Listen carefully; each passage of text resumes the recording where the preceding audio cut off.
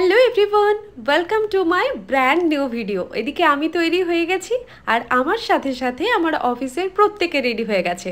আর আজকে আমরা যাচ্ছি আমার অফিসেরই এক কালিগ দাদা সন্দীপদার ছেলের আজকে পৈতে। যেহেতু অফিস থেকে আমরা ডাইরেক্ট যাচ্ছি তাই গাড়ির ডিগিতেই আমরা সবার ব্যাগগুলো ভরে নিলাম। যারা শুরুর থেকে আমার ব্লগ দেখে আসছো তারা অনেকেই হয়তো জানো যে এর আগেও আমরা এইভাবে অনেক ওকেশন অ্যাটেন্ড করেছি আর এটার একটা আলাদাই আনন্দ রয়েছে।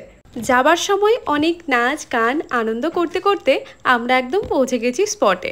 আজ আমরা এসেছি রানীগঞ্জের শ্যাম মন্দিরের একদম পাশেই আর কে হোটেলে। তবে আর যাই বলো, ডেকোরেশন কিন্তু মাস্ত হয়েছে। ইনি হলেন আমার অফিসে সেই সন্দীপদা যার ছেলের আজ পৈতে। তো চলো আর দেরি না করে গিফটটা দিয়ে দিই, কারণ আমাদের আবার তাড়াতাড়ি বাড়িও ফিরতে হবে। গিফটটা দেওয়ার পর আমরা বেশ কয়েকটা ছবি তুলেছি সন্দীপদা, সন্দীপদার ওয়াইফ আর সন্দীপদার ছেলের সাথে, আমাদের পুরো টিম। কারণ দিনগুলো তো চলে যাবে খুব তাড়াতাড়ি, মেমোরি হিসেবে থেকে যাবে আমাদের কাছে এই ছবি আর ভিডিওসগুলো। আর ঠিক এই কারণেই আমি খুব সযত্নেই ভিডিওগুলোকে স্টোর করি। তারপর আমরা চলে এলাম সোজা স্টার্টারে ছিল fuchka, noodles, baby corn, ice cream, coffee, সাথে barbecue nation style gulab jamun, আর সাথে ছিল কোক। যেটার আমি কফি বাদে মোটামুটি সব কিছুই একটু একটু করে ট্রাই করেছি আর প্রত্যেকটা জিনিসই ফার্স্ট ক্লাস ছিল।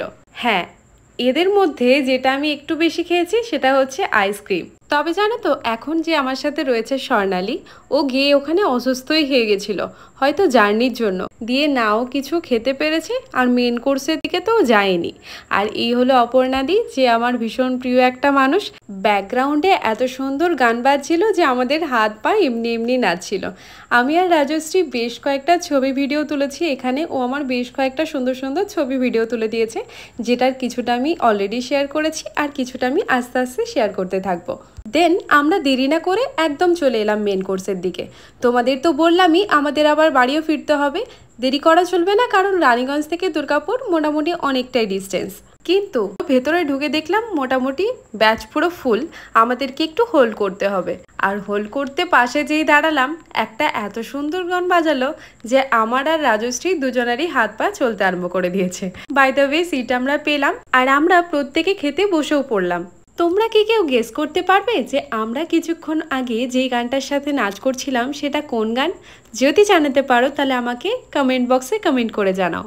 আজকের ডিনারের মেনুতে কি কি আছে সেটা আমি আর মুখে বলছি না, তোমরা ভিডিওটা একটু পজ করে দেখে নাও। তবে ডিনারে কিন্তু প্রত্যেকটা খাবারের টেস্ট খুব ভালো ছিল, আমার তো পার্সোনালি খুব ভালো লেগেছে। এদিকে খেতে খেতে আমাদের মধ্যে কিছু একটা গসিপ চলছিল, যেটা এখন আমি তোমাদেরকে হয়তো জানাতে পারছি না, কারণ এখন আমারও মনে নেই যে আমরা তখন কোন বিষয়টা নিয়ে কথা বলছিলাম। তো যাই হোক, খাওয়া দাওয়া তো দারুণ হলো। তারপরে আমরা সোজা চলে এলাম সন্দীপদার কাছে টাটা জানানোর জন্য, কারণ আমরা এখন বেরিয়ে পড়ছি। আর বেরোনোর সময় রাজশ্রী আমাকে আরো একটা আইসক্রিম দিল। আইসক্রিম খেতে খেতে আমরা বেরিয়ে পড়লাম। তারপর প্রথমেই চলে গেলাম অপর্ণাদির বাড়ি। এক্ষুনি আরো একটা নেমন্তন্ন পেয়ে গেলাম, কারণ অপর্ণাদিদের এখানে চলছে ধর্মরাজের পুজো। আর এদিকে আমাদের স্বর্ণালীর কিন্তু এতক্ষণে অবস্থা একদমই খারাপ হয়ে গেছে। তারপরে সোজা চলে এলাম শ্রীদিকে ছাড়তে। সেও শ্রীদিদের বাড়ির ওখানে 24 প্রহর, তাই ওটার আরো একটা ইনভিটেশন। তারপরে রাজশ্রীকে নামিয়ে যখন আমরা সিটি সেন্টারে পৌঁছালাম, ততক্ষণে পুরো অন্ধকার হয়ে গেছে, চারিদিকে লাইটসও অফ আর লোকজনও রাস্তায় নেই। মানে এত রাতে এই অবস্থায় আমি এখান দিয়ে কোনোদিন বেরোইনি, ফার্স্ট টাইম। এখন বাজে হচ্ছে রাত্রি 11টা। তারপর সোজা চলে এলাম আমি আমার বাড়িতে।